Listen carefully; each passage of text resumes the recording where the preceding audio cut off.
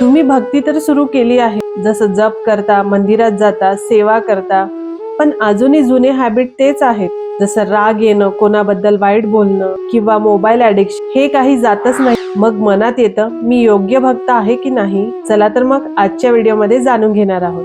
तर हे फक्त तुमच्या सोबत नाही, ऑलमोस्ट प्रत्येक साधकाला हा स्ट्रगल असतो. आपण ठरवतो की आजपासून बदलायचं, पण 2-3 दिवसांनी तेच हॅबिट परत येतात आणि मग गिल्ट येतो की मी भक्तीला योग्य नाही. पण खरं काय आहे माहिती आहे का? जसं भगवान श्रीकृष्ण भगवद्गीतामध्ये सांगतात की हे मन खूप चंचल आहे, त्याला कंट्रोल करणं खूप कठीण आहे.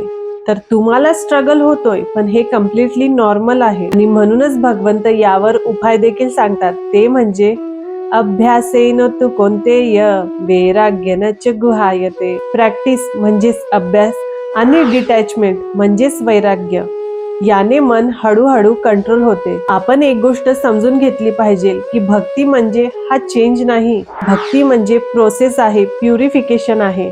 जसे कपडे धुताना आपण फक्त पाण्यात टाकलं म्हणजे कपडे क्लीन होत नाही, तर त्याला साबण लावावं लागतं.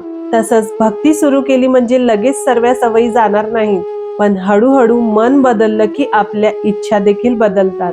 मग करायचं तरी काय? तर पहिलं म्हणजे कन्सिस्टन्सी ठेवा. म्हणजे डेली जप करा, थोडाच करा पण रोज करा. दुसरं म्हणजे गिल्ट मध्ये अडकू नका.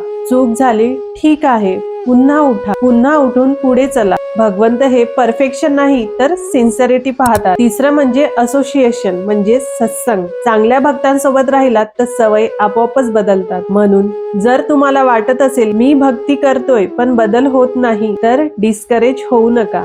तुम्ही ऑलरेडी राईट पाथवर आहात.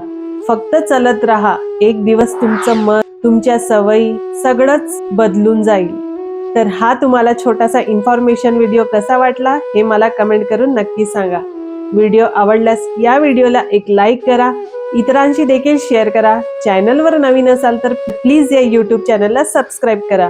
परत भेटूया अशाच एका नवीन मोटिवेशनल व्हिडिओ सोबत. तोपर्यंत हरे कृष्ण.